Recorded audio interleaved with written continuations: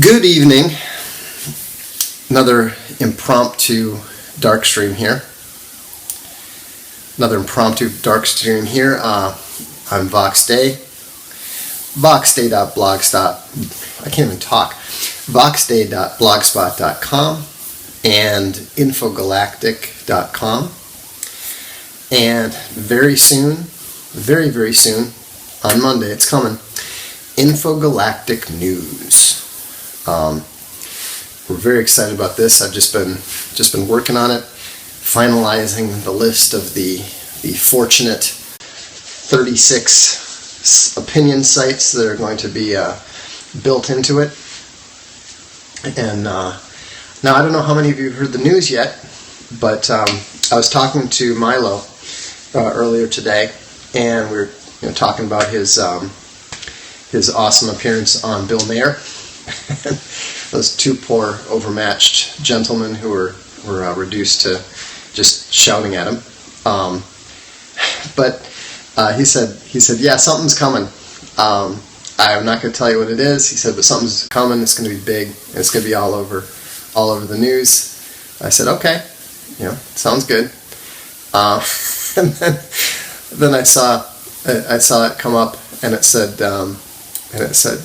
Milo is not only going to be at CPAC, the conservative convention, he is going to be the keynote speaker. And that is vastly amusing, I think, to me and many of us. But it's not just funny, yes, Milo's a wonderful entertainer, but he also has considerably more substance to him than the vast majority of cucks and churchians and the sort of people who have gone there to and that's what's interesting. What that invitation means is that the Republican establishment is beginning to understand that Never Trump is not an option. That's how I see it. There's no question that Milo is pro-Trump. Milo is among the most enthusiastic Trump supporters in the media. He's been gung-ho about Daddy, for practically the entire campaign. I think only Mike Cernovich was more enthusiastic earlier. What do you mean by Paul Ryan flipped? I'm not in what direction. That's the thing with Paul Ryan. You can't know. But what I think we're seeing is that there is a attempt to there is an attempt to come to grips with the new reality. Now, yes, they're going to do the same thing that they always do. The establishments, the figures are going to try to leap to the front of the parade and so forth. But they can't, because we already have a leader at the front of the parade, and that's the God Emperor. And when it comes to, the thing is, when it comes to the alt-right, we're still poison as far as the mainstream is concerned, which is fine. And I'm talking about the mainstream establishment. We are still absolutely beyond the pale, and that's good, because it means that we are not easily or readily co-opted. And the nationalist movement is growing stronger every day, because every day there are new outrages. Every day there are still immigrants entering the country, invading the country, who should not be allowed. Just today, 140 Somalis were flown into the USA. They are not going to. They are not going to become Americans. They are not going to contribute to the economy. They are not going to create anything but more support for the alt-right. And, we're seeing all over the West, we're seeing the rise of more and more articulate and intelligent alt-right voices. Whether they call themselves that or not is irrelevant. Again, the labels don't matter. The labels are used for marketing. The labels are used for selling. That's not even relevant to what's happening, because Milo's not going to show up and drag at CPAC. He understands. He understands. He understands his audience. I don't think that the awakening has reached a critical mass yet. If it had, we would see, people. You wouldn't just see Milo on Bill Maher. You would be seeing the minor alt-right figures on Bill Maher. You would see, instead of the New York Times stalking my Gab posts, they would actually be, talking to me directly, reviewing my books and that sort of thing. Actually looking and engaging with the actual ideas. They're not doing that yet. A lot of people are still asleep. A lot of people don't realize that we have a choice between restoring the in the United States, restoring the pre-1965 demographics, and the balkanization and breakup of the political entity. That is the choice. It's very frustrating when you read as much history as I do. I recently finished that Oman book on the Byzantine Empire, and it's really remarkable to see how many times. When we talk about how the empire broke up because they brought people in, it didn't just happen once. It didn't just happen when Valens permitted the Visigoths to cross the Danube. That was just the first major and worst blunder. But there were, again and again, opportunities for the Byzantine empires or emperors to beat back the Muslims. But, they were too interested in waging war to the north against the Bulgarians or against the Serbians. Or, it's amazing when you read these things and you see missed opportunity after missed opportunity after missed opportunity, and the greed of people pursuing power and spending all their time jockeying for power instead of paying attention to the fact that the entire empire is crumbling around the edges, and enemies are lurking outside that are eager to take it down. And a lot of the people in Washington and a lot of the people in corporate America are behaving very much like those Byzantine officials. And so, and I don't know whether the U.S. is 4 states or 50 or 60. I have no idea. But what I do know is that these are what I referred to is Valens was well before the Crusades, and a lot of the other events that I'm talking about are after the Crusades. But the Fourth Crusade is a perfect example of opportunities being missed, and people who were in positions of power that could have done something positive actually did things that were very destructive. That's when Venice, the Venetians, established the Latin Empire in Byzantium, which was just a complete disaster and only lasted for 30 years. But the problem is that very, very few people are looking at today's situation with any sort of eye for what's going to happen 4 years from now, 8 years from now, 20 years from now. And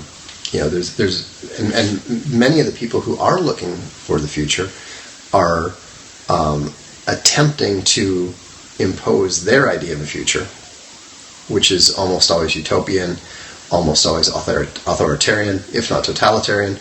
The manifesto that Zuckerberg wrote.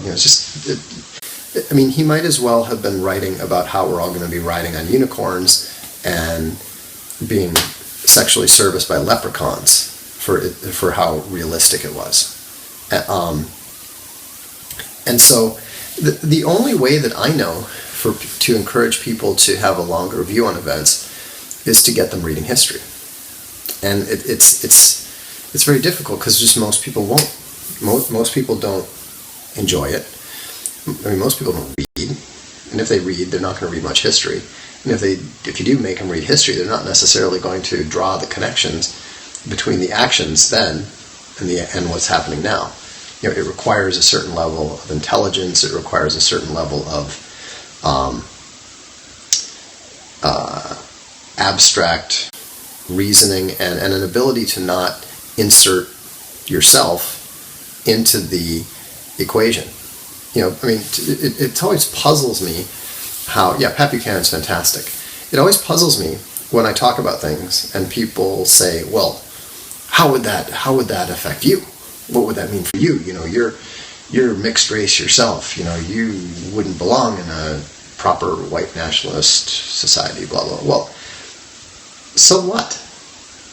You know, I mean, the fact that 2 + 2 = 4 might, in some circumstances, be bad for me too.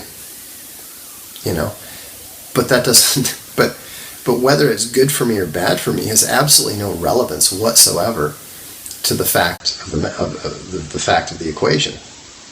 And you know, what is best for the United States of America? What's best for the American people? It doesn't have anything to do with what's best for me. It doesn't have anything to do with what's best for you. We are tiny subsets, micro subsets, nano subsets of the macro society that we're discussing here.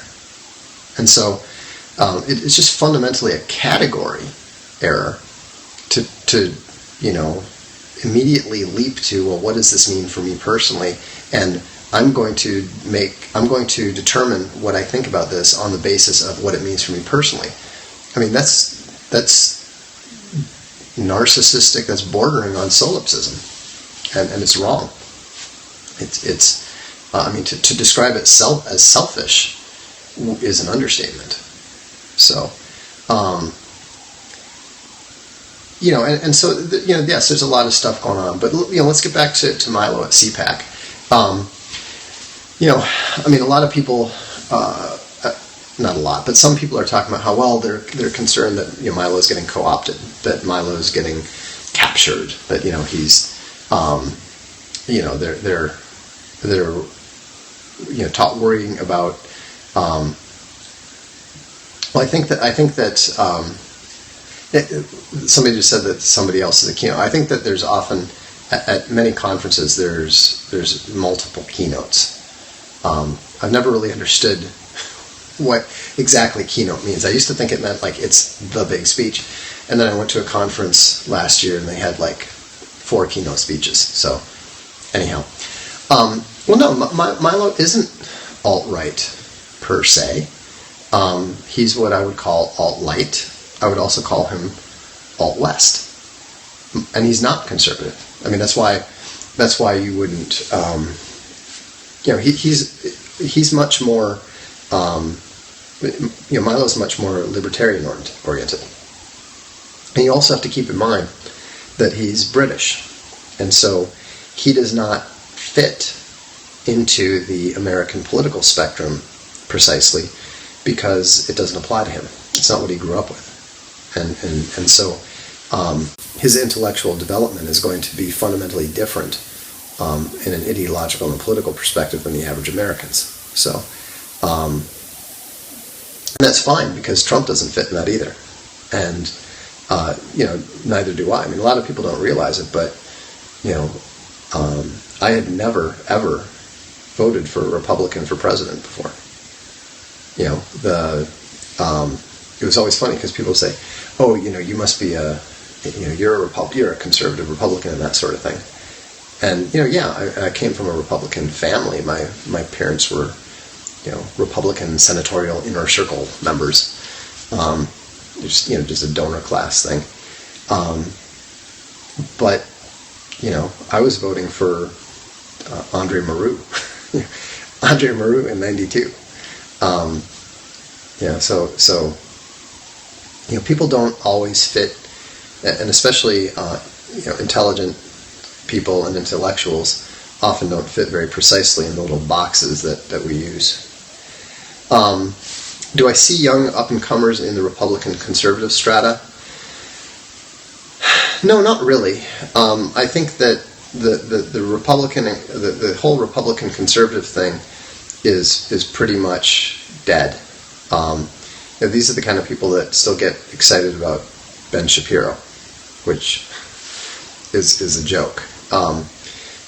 People like it's the civic nationalists, it's the alt-right who no longer really consider themselves to be conservatives that are growing. And as they grow, the alt-right also grows, because the alt-right, or the alt-west, or whatever you want to call it, they are the feeder source into the alt-right that matters. There's the sort of what a lot of people don't realize is that Richard Spencer's alt-right is not anywhere nearly as extreme as it's painted as being. There's nothing National Socialist about Spencer, and there are some of the white nationalists and stuff who very foolishly, in my opinion, have attempted to try to limit the definition of alt-right to just that. But it's much bigger. It's vastly bigger, and that's why it is, and that's why the alt-right is growing. That's why the 16 points of the alt-right that I wrote have been translated into 25 languages now. Why? Are there that many white supremacists in China? It's ridiculous. But you read that article, there's that article in the Jerusalem Post that I linked to, and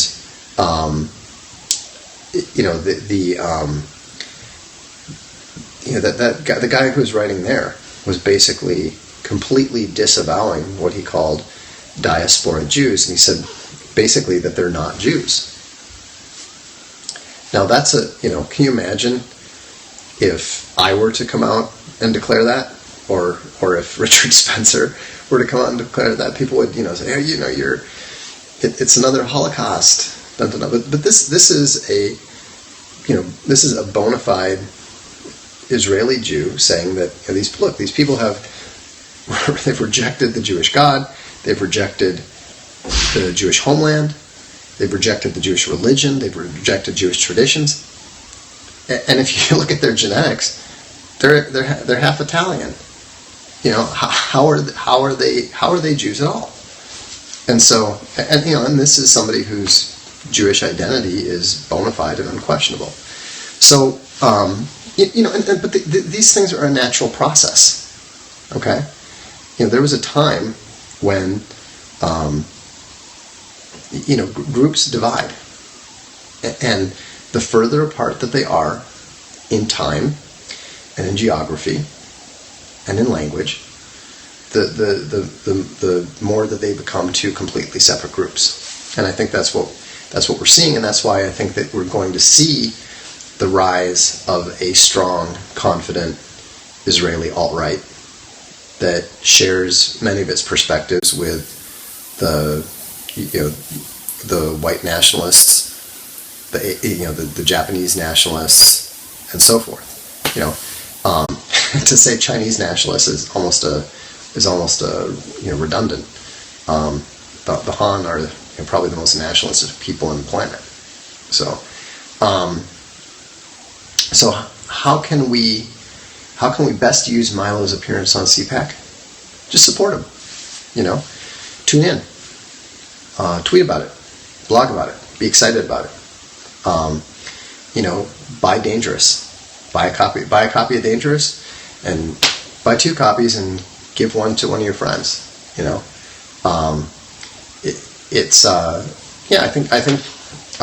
I've seen. I'm not involved with that, but I have seen that there are some. Hotep is kind of almost like a black alt-right, and there's a young black guy. he actually got kicked off of a site by white SJWs and white cucks because his talking point, they thought he was too alt-right. You know, and he had a great video up, very controversially addressed. It was called "The Nigger Question," which is the name of a piece that was written by Thomas Carlyle. You know, back before slavery was banned, so it was like 150 some years. No, he's not Hotep. He's actually not. This guy's not American. He's I don't actually know where he's from, but he's not a native English speaker, and but you know, he's very sharp, and you know, clearly he sees a lot of the same. He has the same perspective we do, and the thing is, everybody of every race has this alt-right perspective now, because everybody is threatened by the globalists. You know, the globalists are trying to rule over everyone. Yes, their main efforts right now are focused on the white races, the European nations, and the USA, because right now that's kind of where most of the power is. But the threat that the totalitarian globalists pose is to everyone. And so, you know, there's absolutely no reason. You know, when the states were originally set up, the United States were originally set up, they were different countries. That's why they were called the sovereign states. The USA is not sovereign. Each state is supposed to be sovereign. And so, the same way that those states were able to get along is the same reason that the English alt-right can get along with the Swedish alt-right, can get along with the Nigerian alt-right, or the Japanese alt-right. You know, it's a political philosophy, you know, and it recognizes our differences, it honors our differences, and respects our differences. You know, the thing that kind of angers me a little bit is when, you know, people try to say that, you know, the alt-right is Nazi. Well, that is just ahistorical and retarded. And here's why. National Socialism is a ideology, quasi-religious ideology, that is intrinsically imperialist, Teutonic supremacy. The alt-right is not imperialist. The alt-right is not limited to Germans. And the alt-right is not supremacist. There is literally nothing in common. It is not possible for a white nationalist to be a Nazi. The Nazis did not respect white nationalism. They allied with the Japanese, and they fought against the white French and the white British. They conquered numerous white nations. So there's nothing white nationalist about a Nazi. You know, there's nothing alt-right about a Nazi. And so, you know, the whole concept is the thing is, the concept isn't just false. It's not just false. It's blitheringly stupid. Now, of course, and it's going to be easy for us to continue to, you know, now, is it good to, you know, not run around crying because someone calls you racist or someone calls you a Nazi or whatever? Yeah, of course. I mean, you know, you should never get in the habit of running away crying from the media, just because they're calling you names. But the fact is, you know, we're not dealing with rhetoric here. We're dealing in dialectic, we're dealing in history, we're dealing in science, and we're dealing in truth. And so when we're talking like that, you know, it's very important to be precise. And that's, again, one of our advantages in the alt-right, is that we are committed to remaining in harmony with science and reason and history. So anyhow, I think that's it for tonight, but Monday, I hope you'll stop by the blog, voxday.blogspot.com, because that's where we'll be announcing Infogalactic News. We'll be providing the links for it. We'll be talking a little bit about what it is and what it's going to become. And so I really appreciate all the support. Where's the book club video? Well, we have to hold off on that for a little while. The reason why will become clear, but it's definitely coming.